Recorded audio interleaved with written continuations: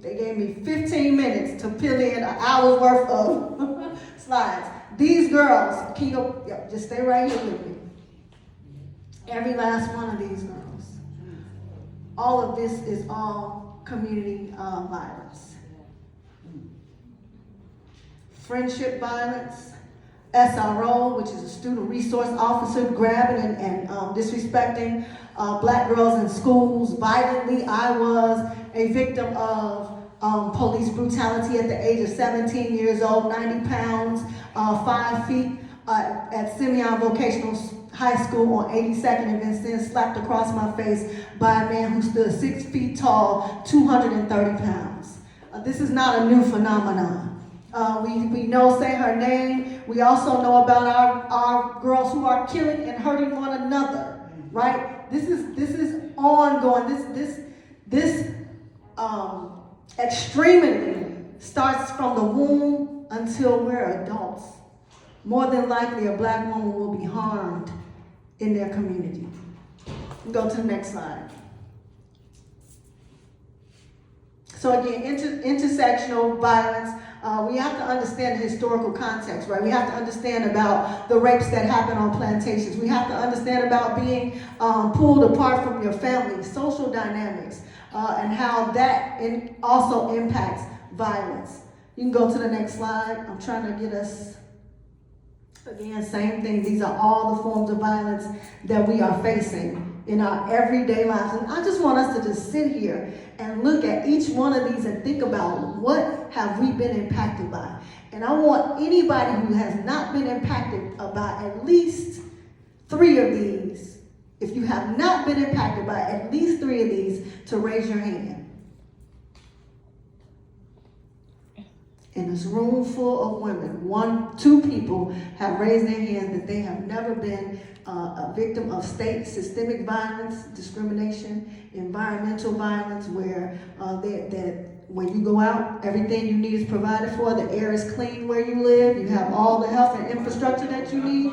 That they have never been a victim. No food desert. That's environmental.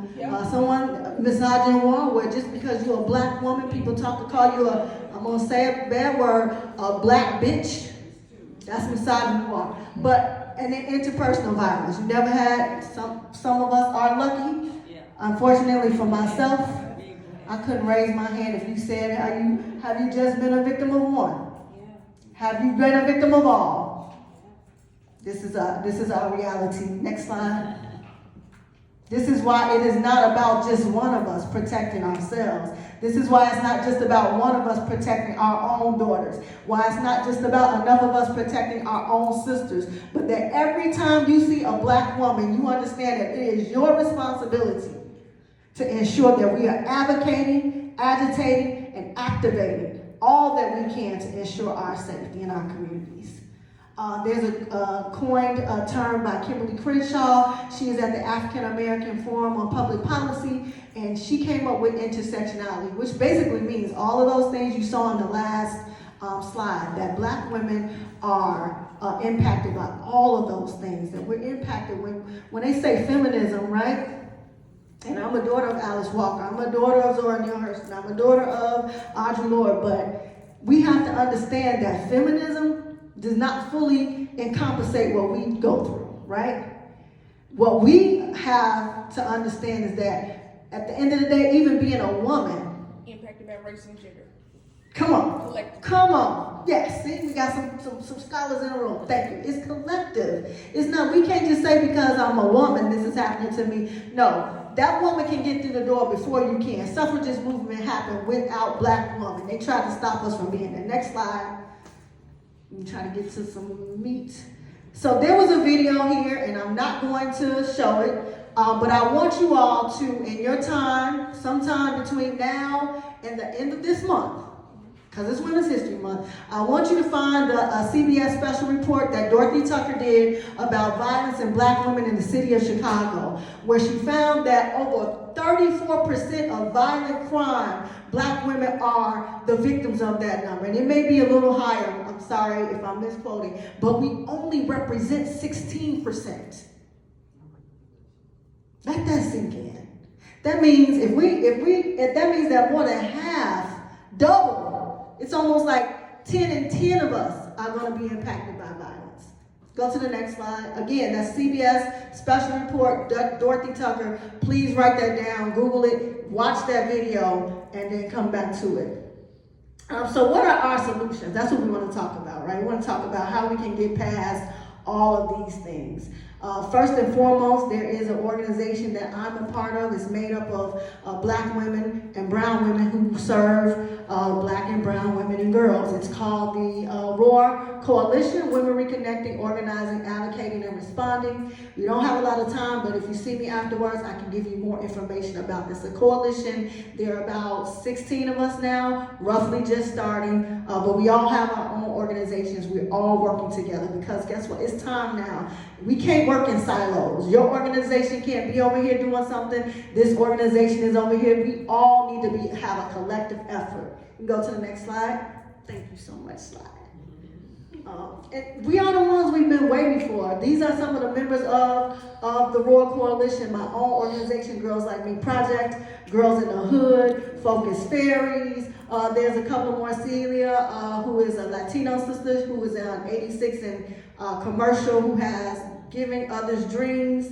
You can go to the next slide. G-O-D, yes. So there are also community services and solutions, behavioral health services. There were therapists and clinicians in the room earlier with us today. There's housing, someone spoke about earlier, community policing. Listen, community policing. I need us to understand this. When we say community policing, we're not speaking about after the fact, right?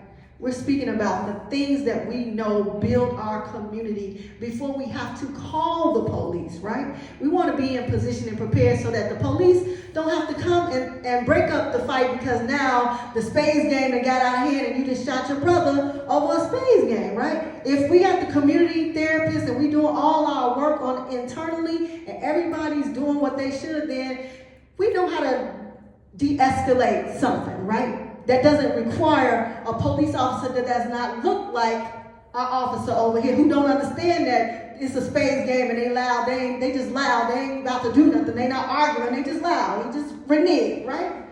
We need to understand that community policing has its place and understand how we tap into that so that we can connect all of these things. Street intervention. I'm a part of CVI with the University of Chicago Crime Lab under Dr. Chico Tillman.